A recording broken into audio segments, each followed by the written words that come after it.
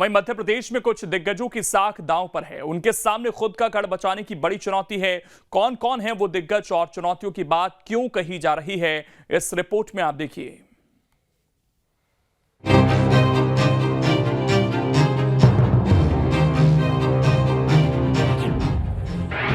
खतरे की आहट से दिग्गज परेशान, गढ़ में बरकरार रहेगी सबकी शान। 2023 की लड़ाई भले ही बीजेपी कांग्रेस में होने वाली है, लेकिन असल में इस बार का चुनाव कुछ दिग्गजों का भविष्य तय करने वाला है। ऐसा इसलिए क्योंकि सिंधिया के बीजेपी में जाने के बाद दोनों ही दलों के समीकरण बदले हैं। ऐसे में सिंधिया के सामने मूल नेताओं को साथ रखकर ग्वालियर चंबल में बीजेपी को शानदार जीत दिलाने की चुनौती है। सिंधिया की साख दांव पर इसलिए है क्योंकि निकाय चुनाव में ग्वालियर के इलाके में बीजेपी का प्रदर्शन बेहतर नहीं रहा था। ग्वालियर जैसे गढ़ में बीजेपी हार गई थी। ऐसे में सिंधिया के सामने राजनीतिक विरासत को मजबूत करने के साथ साथ अपने इलाके में ज्यादा से ज्यादा विधायक देने का दबाव भी है। इस बात को सिंधिया भी समझते हैं। शायद इसीलिए अपने घोर विरोधियों को साधने का कोई भी बहाना नहीं छोड़ रहे हैं। जयभान सिंह पवैया की चाची के निधन के बाद सिंधिया उनके घर गए और पवैया और उनके परिवार से मुलाकात की। सियासी गलियारों में इसके कई मायने निकाले गए। इस बात की भी चर्चा हो रही है कि 2019 में सिंधिया की हार दिग्विजय सिंह की वजह से हुई थी। इसीलिए बीजेपी में जाने के बाद वो दिग्विजय सिंह के गढ़ में घेरेबंदी का कोई मौका नहीं छोड़ रहे हैं। इसका असर निकाय चुनाव में भी दिखा था। गुना, राजगढ़ और अशोकनगर में दिग्विजय सिंह का प्रभाव माना जाता है, लेकिन परिवार के दमखम के बाद भी निकाय चुनाव में इन इलाकों में कांग्रेस का एक तरह से सफाया हो गया था। इसे विधानसभा चुनाव में दिग्विजय सिंह के लिए बड़ी चुनौती के रूप में देखा जा रहा है। विरासत बचाने की चिंता कमलनाथ को भी है, क्योंकि एक ओर प्रदेश में बेहतर नतीजों का दबाव है, तो दूसरी ओर छिंदवाड़ा में बेहतर प्रदर्शन की चुनौती भी है। इस बार विधानसभा चुनाव सिंधिया के लिए ग्वालियर चंबल क्षेत्र बड़ा चुनौतीपूर्ण होगा। दूसरी पहली बात तो है कि नगरीय निकाय चुनाव में भारतीय जनता पार्टी अपने ग्वालियर से महापौर तक हार गई और कई सीटें हार चुकी। साथ ही सिंधिया को वहां पर अंतर कलह का सामना करना पड़ेगा, क्योंकि सिंधिया की भाजपा में आमद से वहां के जो स्थानीय भाजपा के नेता है वो नाखुश है। तो एक अंतर कलह वहां पर बुरी तरह से फैल चुका है।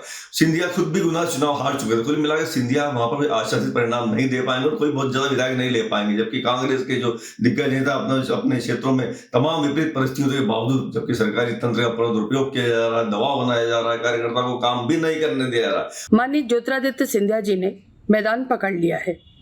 2023 के चुनाव के मद्देनजर वो प्रोएक्टिव, एक्टिव और मैदान में नजर आने लगे हैं। और देखिए तो उनका मुकाबला किसकी तरफ है? उन लोगों के साथ जिन लोगों ने अपने अहम को आड़े आने दिया। अहम के कारण उन्होंने उस चुनाव को अपना मन का चुनाव बना लिया।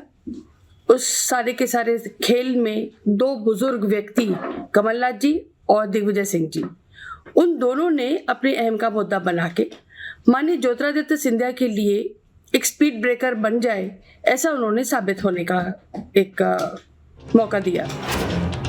दिग्गजों के सामने बड़ी चिंता इस बात की भी है कि दमखम की वजह से ही वो अपने समर्थकों को टिकट से लेकर संगठन में जगह दिलाने का दबाव देते रहे हैं।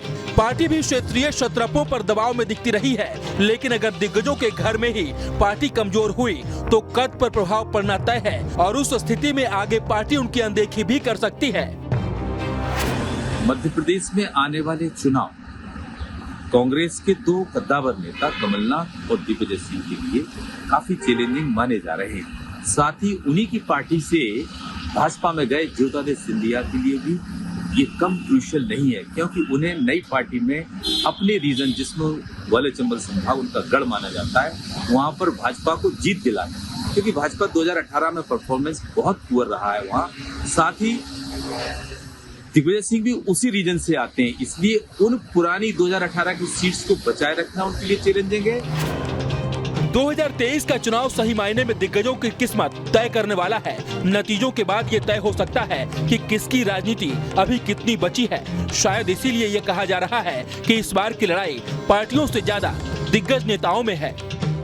2023 में मध्य प्रदेश में विधानसभा चुनाव होना है और जिसकी तैयारियां कई महीने पहले भारतीय जनता पार्टी शुरू कर चुकी है। और कांग्रेस पार्टी अगर बात की जाए तो अभी तक जमीनी जो तैयारियां वो नजर नहीं आ रही है। लेकिन कांग्रेस पार्टी के दो दिग्गज नेता पूर्व मुख्यमंत्री कमलनाथ और दिग्विजय सिंह की साख इस चुनाव में दांव में है और ये हम कह सकते हैं काफी चैलेंजिंग रहने वाला है ये चुनाव। वहीं अगर केंद्रीय मंत्री ज्योतिरादित्य सिंधिया की बात की जाए तो उनके लिए भी चुनाव काफी चैलेंजिंग होने वाला है क्योंकि कांग्रेस से वो बीजेपी में शामिल हुए हैं। और 2018 चुनाव की बात की जाए तो ग्वालियर में भारतीय जनता पार्टी को काफी सीटों पे नुकसान हुआ था। उन सीटों पर वापस से भारतीय जनता पार्टी कैसे जीत दर्ज करा पाएगी, इसकी बड़ी जिम्मेदारी ज्योतिरादित्य सिंधिया पर रहेगी। Mithilesh Gupta, team news state, Indore. अब इसमें खबर तो यह है कि दिग्गज नेताओं की वजह से नए चेहरों को मौका नहीं मिल पाता, पार्टी में नई लाइन तैयार नहीं हो पा रही, इसलिए अब प्रभाव वाले क्षेत्रों में भी विरोध के स्वर दिखने लगे हैं।